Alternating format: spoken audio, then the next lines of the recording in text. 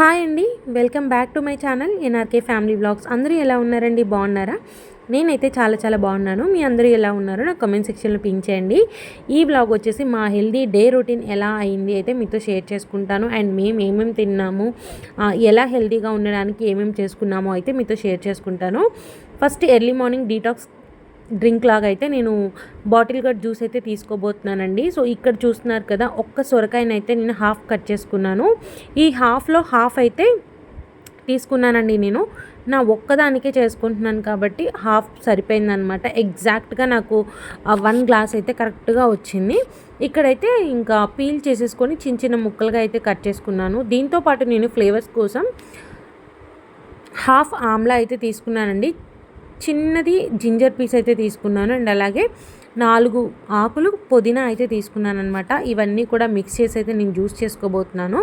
ఇంకా ఫస్ట్ అయితే సొరకాయ ముక్కలు, ఈ జింజర్ అండ్ అలాగే ఆమ్లా, పుదీనా ఆకులు అయితే వేసుకొని ఒక 50% అయితే ఫస్ట్ వితౌట్ వాటర్ అయితే నేను గ్రైండ్ చేసుకుంటాను.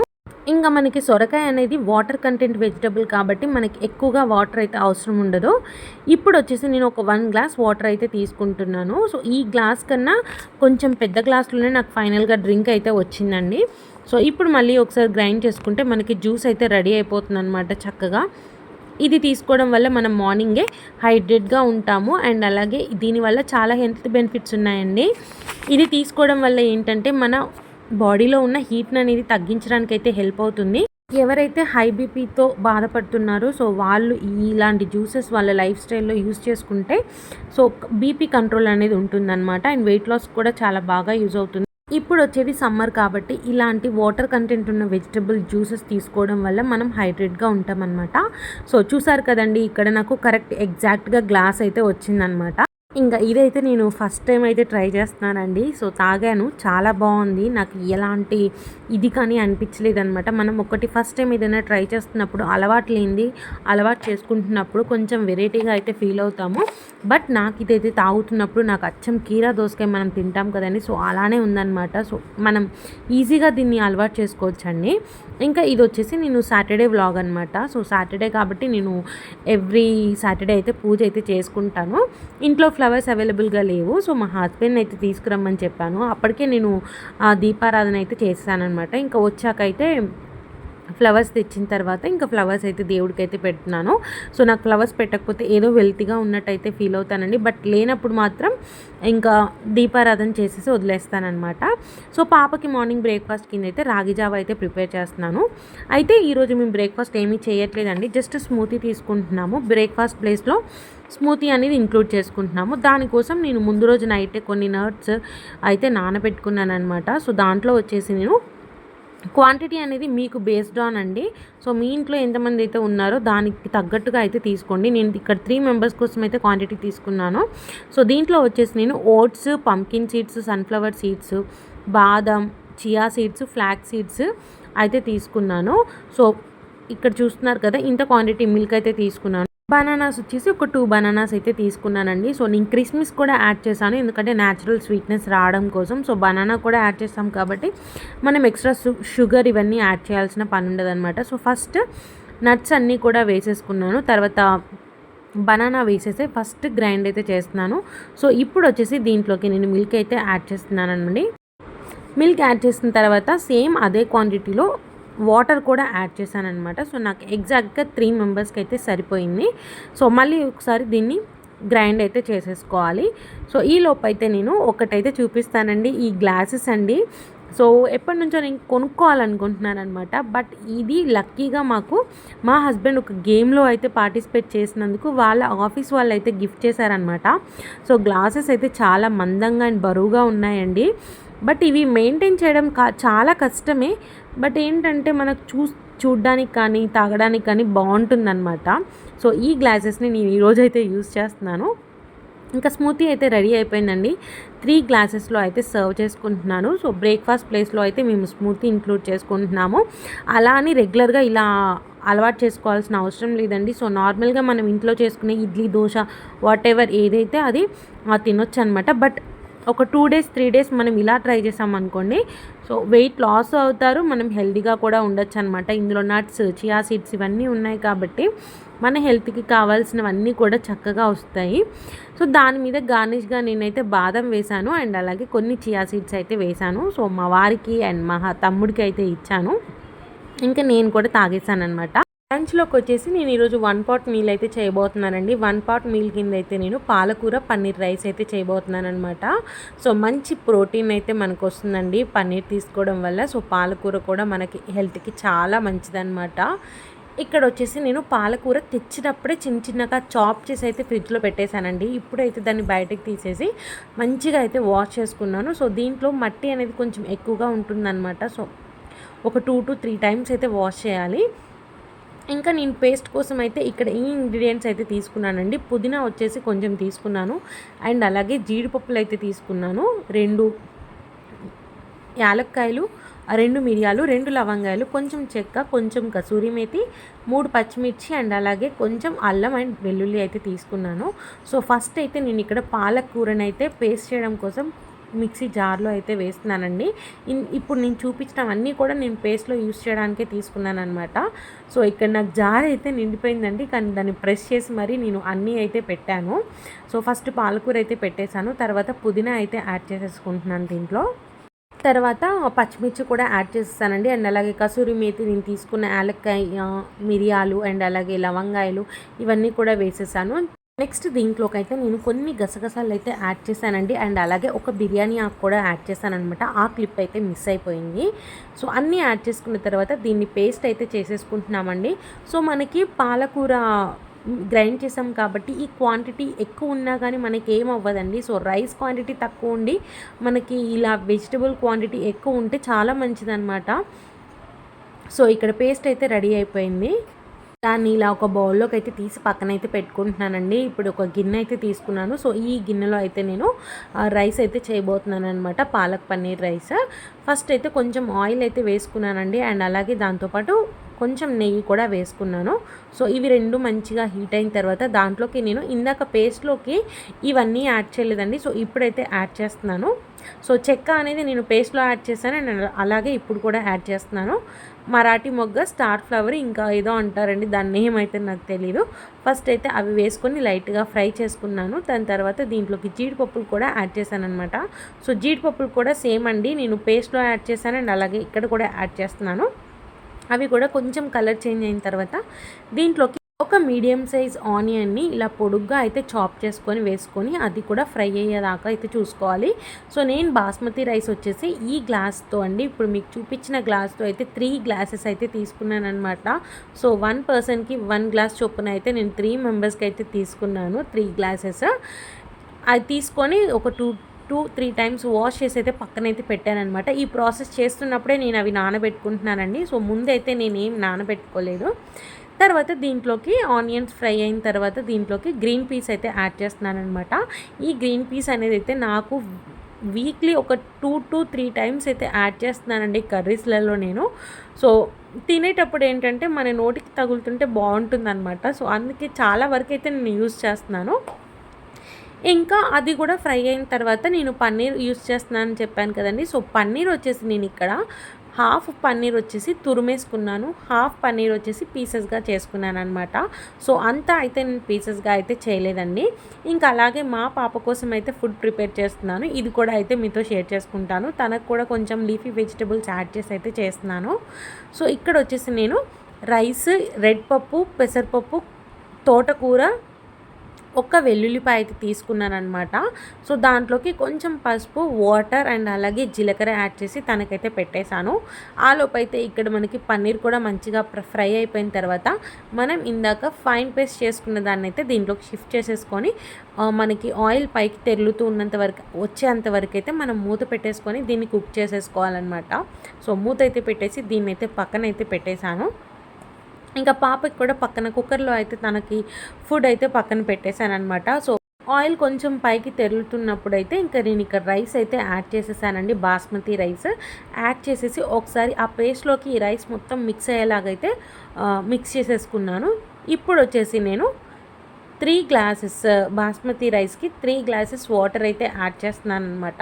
సో, పేస్ట్‌లో ఎలాగో కొంచెం వాటర్ అయితే ఉంది కాబట్టి కొంచెం తక్కువగా అయితే యాడ్ చేశాను. సో, సరిపోకపోతే మళ్ళీ వేద్దామనే ఆలోచనలో అయితే అలా వేశాననమాట.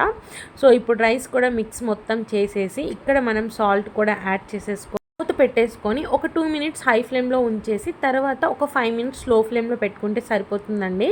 సో ఇక్కడైతే నాకు ఒక 2 మినిట్స్ తర్వాత కొంచెం వాటర్ తగ్గినట్టు అనిపించాయన్నమాట. సో అందుకే ఇప్పుడు నేను వాటర్ అయితే యాడ్ చేశాను. సో మీరు కుక్ చేసుకున్నప్పుడు మీకు వాటర్ సరిపోయిందా లేదా అనేది అయితే తెలుస్తుంది కదండి. సో దాన్ని బట్టి అయితే మీరు వాటర్ ఇంకొంచెం కావాలి అంటే యాడ్ చేసుకోవచ్చు. ఇంకా నేను ఇప్పుడు మూత పెట్టేసి ఇది లో ఫ్లేమ్లో ఒక 5 మినిట్స్ అయితే కుక్ చేసుకున్నాను. ఫైనల్గా పాలక్ పన్నీర్ రైస్ అయితే రెడీ అయిపోయిందండి. ఇంట్లో మా వారు కానీ మా తమ్ముడు కానీ ఎవ్వరు లేరనమాట. సో పాపను చూసుకుంటూ ఇవన్నీ అయితే నేనే చేసుకుంటున్నాను. తను నా పక్కనే ఉంది. బట్ తనకి ఏదో ఒకటి ఇచ్చేసి తనని ఆడుకునేలా చేసి అయితే నేను ఇవన్నీ అయితే ప్రిపేర్ చేశాను. నాకు వాళ్ళు ఎప్పుడు వస్తారా, ఎప్పుడు తింటారా, ఎలా ఉంటుందా, ఎలా ఉందని చెప్తారా అని అయితే నేను వెయిట్ చేస్తాను. ఏదైనా కొత్తగా నేను ట్రై చేసినప్పుడు తినేవాళ్ళు ఎలా రియాక్ట్ అవుతారు, ఏమని రెస్పాన్స్ ఇస్తారనే దానికైతే నేను చాలా వెయిట్ చేస్తాను. ఇంకా ఆఫ్టర్నూన్ లంచ్కి అయితే పాలక్ పన్నీర్ రైస్ అయితే రెడీ అయిపోయిందండి. అలాగే మా పాప ఫుడ్ కూడా రెడీ అయిపోయిందనమాట. సో ఇక్కడ వచ్చేసి మంచిగా కుక్ అయిపోయింది కదా. దీన్ని వచ్చేసి నేను ఇప్పుడు కొంచెం గీ అయితే యాడ్ చేసుకొని పప్పు గుత్తితో అయితే మెత్తిపేసుకుంటున్నానండి. నాకు దీంతో చేయడం అలవాటు అయిపోయింది అనమాట. సో స్మాషర్ నేను తెచ్చుకున్నాను, బట్ దాన్ని అయితే యూస్ చేయట్లేదు. నాకు ఇది ఈజీగా అయిపోతుంది. సో అందుకే నేను ఇంకా పప్పు గుత్తితో అయితే చక్కగా మెత్తిపేసి బేబీకి ఫుడ్ కూడా చక్కగా రెడీ అయితే చేసి పెట్టేశాను. అయితే ఇక్కడ నైట్ నేను పెరుగు అయితే తోడు పెట్టారండి. సో దానికి కాంబినేషన్గా నేను ఏది కూడా సపరేట్ కర్రీ అయితే చేయలేదన్నమాట. సో ఇక్కడ వచ్చేసి నేను పెరుగు చట్నీ అయితే చేయబోతున్నాను. ఇది కూడా కొంచెం హెల్తీగా అయితే చేయబోతున్నాను అనమాట. సో మీగడ చూసారు కదా ఎంత బాగా వచ్చిందో. ఇప్పుడైతే నేను మీగడ కూడా పక్కకు తీయట్లేదండి, దాంతోపాటు తినేస్తున్నాను అనమాట. అంటే రైస్లో మనం పెరుగు వేసుకున్నప్పుడు దాంతోపాటు మీగడ కూడా వేసేసుకుంటున్నాము నేను కానీ మా హస్బెండ్ కానీ ఇలా తింటున్నాం అనమాట. సో మ్యాక్సిమం ఇప్పుడు ఒక 10 డేస్ నుంచి అయితే మీగడ అయితే నేను తీయట్లేదు, డైరెక్ట్గా మేము తినేస్తాం అనమాట. సో అప్పుడప్పుడు అయితే తీస్తూ ఉంటాను. సో కొంచెం ఇక్కడ నేను కర్డ్ అయితే ఎక్కువే తీసుకుంటానండి, ఎందుకంటే మా వాళ్ళందరూ కూడా కర్డ్ ఎక్కువగా తింటారు అండ్ పెరుగు చట్నీ చాలా ఇష్టపడతారనమాట. సో ఈ పెరుగు చట్నీలో కూడా నేను కొంచెం మీగడ కూడా యాడ్ చేస్తాను. సో ఈ క్వాంటిటీ పెరుగు అయితే తీసుకున్నాను. రిమైనింగ్ని మళ్ళీ అయితే నేను ఫ్రిడ్జ్లో అయితే పెట్టేస్తున్నాను. సో దీన్ని ఒకసారి స్పూన్తో ఒకసారి బాగా మిక్స్ చేసుకోవాలన్నమాట. మనకి ఉండల్లా ఉన్నట్టుంది కదా. సో దాన్ని లేకుండా అయితే చేసుకోవాలి. కొంచెం అయితే వాటర్ అయితే యాడ్ చేసుకొని మిక్స్ చేసేసుకుంటున్నాను నేను. దీన్ని కూడా నేను కొంచెం హెల్తీగా చేస్తున్నాను అని చెప్పాను కదా. సో దీంట్లోకి అయితే నేను కాంబినేషన్గా ఏమేమి తీసుకున్నానో చూపిస్తాను. క్యారెట్ అండ్ అలాగే బీట్రూట్ అయితే తీసుకున్నానండి. సో నెక్స్ట్ వచ్చేసి ఆనియన్స్ అండ్ అలాగే కొంచెం కొత్తిమీర అయితే తీసుకున్నాను అనమాట. సో దీంతో అయితే నేను పెరుగు చట్నీ అయితే చేయబోతున్నాను. ఇప్పుడు 1 by 1 అయితే వేసేసుకొని మిక్స్ అయితే చేసుకుందాము. సో ఫస్ట్ అయితే క్యారెట్ అయితే వేసేస్తున్నాను, తర్వాత బీట్రూట్, ఆనియన్ అండ్ అలాగే కొత్తిమీర కూడా అయితే వేసాను. నాకు ఇలానే ఉంచబుద్ధి అయిందండి, అసలు మిక్స్ చేయబుద్ధి అవ్వలేదన్నమాట. చాలా కలర్ఫుల్గా అయితే ఉంది. ఇంకా బీట్రూట్ వేసాం కాబట్టి పెరుగు చట్నీ కలర్ మొత్తం అయితే చేంజ్ అయిపోయిందనమాట. లైట్ మనకి పింకిష్ కలర్లో అయితే వచ్చింది. సో దీన్ని నేను పింక్ పెరుగు చట్నీ అయితే అంటానండి. సో టేస్ట్ కూడా చాలా బాగుంది. నేను ఎలాంటి సాల్ట్ అయితే యాడ్ చేయట్లేదు, మనకి ఎలాగో రైస్లో ఉంటుంది కాబట్టి నేను పెరుగు చట్నీలో అయితే యాడ్ చేయట్లేదు. ఇంకా అన్నీ అయితే రెడీ చేసుకున్నానండి. చక్కగా పాలక్ పన్నీర్ రైస్ రెడీ అయింది, పెరుగు చట్నీ రెడీ అయింది అండ్ పక్కనైతే మంచిగా ఆనియన్స్ కూడా పెట్టుకున్నానండి. తింటున్నప్పుడు మనం ఆనియన్స్ నంచుకొని తింటే కూడా చాలా బాగుంటుందన్నమాట. ఇంకా మా వాళ్ళు అయితే వచ్చారండి. సో నేను వాళ్ళు తిన్న తర్వాత వాళ్ళు ఏమని చెప్తారని చెప్పేసి అయితే వెయిట్ చేస్తున్నాను.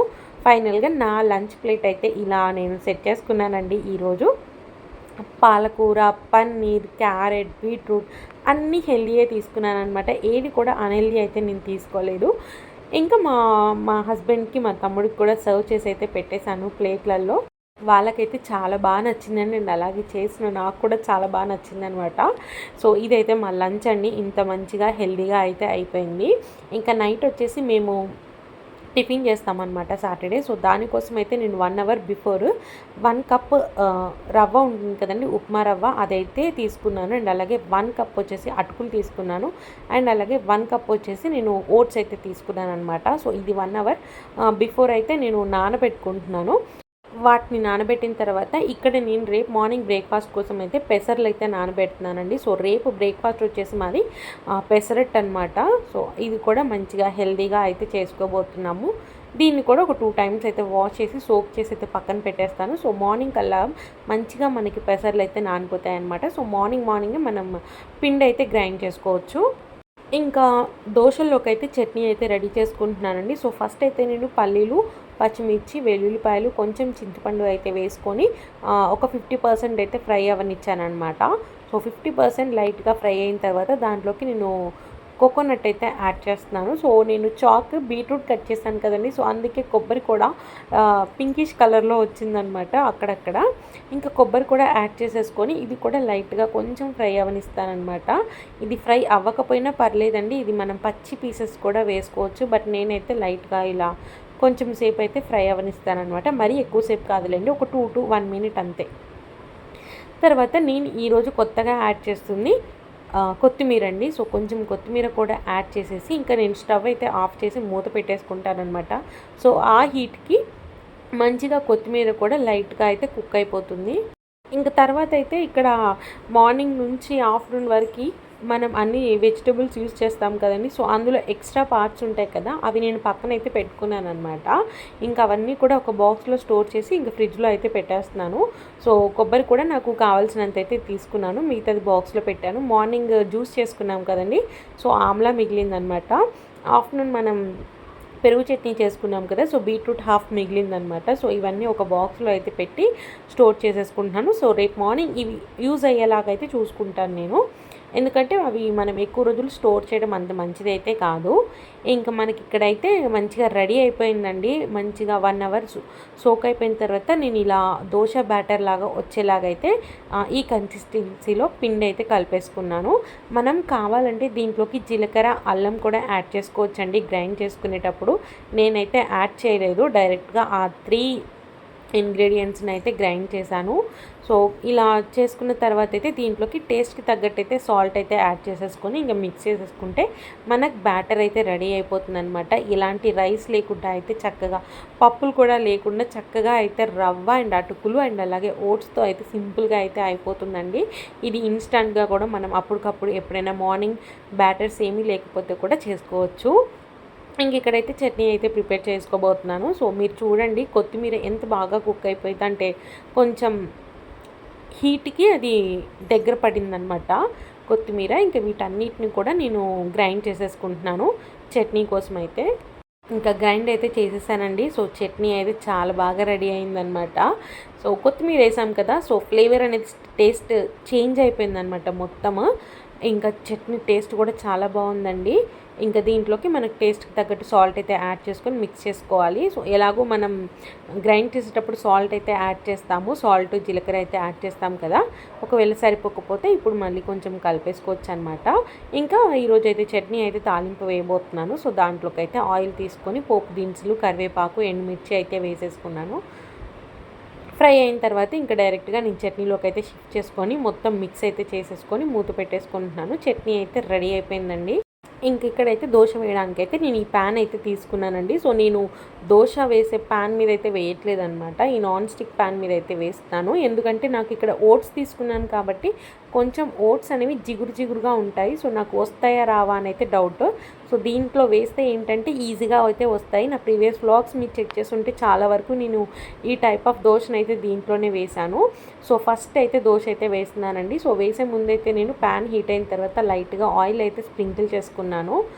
ఇంకా దీంట్లోకి అయితే నేను క్యారెట్ అండ్ అలాగే బీట్రూట్ అయితే తురిమేసి అయితే పెట్టుకున్నాను అనమాట. అండ్ అలాగే కొంచెం కొత్తిమీర అండ్ అలాగే ఆనియన్స్. సో ఈ 4 ఐటమ్స్ అయితే తీసుకున్నాను.